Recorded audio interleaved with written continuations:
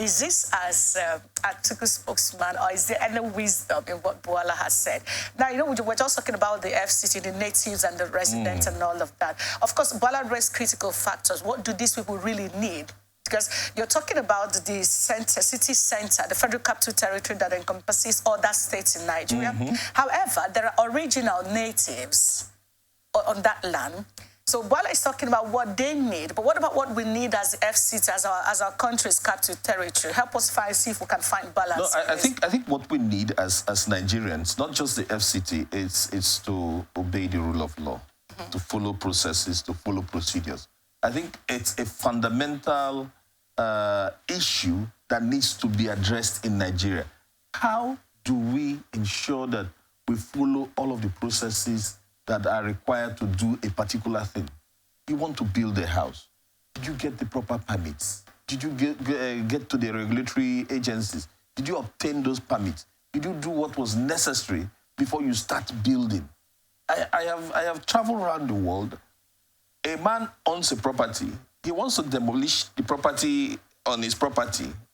He has to go to the local government to get a permit to demolish that property.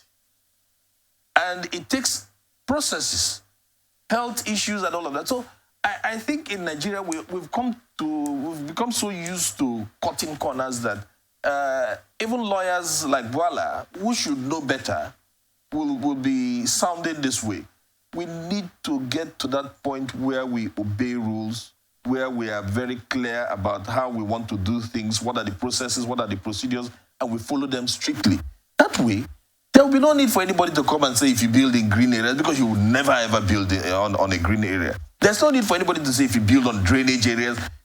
You will not build on those areas. So it takes two things. I think we need to deal with the issue of obeying our rules, obeying our procedures, and then we need to get regulatory officers, agencies. So the guys who do the town planning, who give out permits. How in the world do you allow an entire estate to be built on a drain? It doesn't make sense. So we need to reevaluate, even within the official circles, what we do, how we do it. And that I think is the most fundamental issue. Once we deal with the issue of obeying rules, putting down rules and obeying them, I think Nigeria will be a better place to live.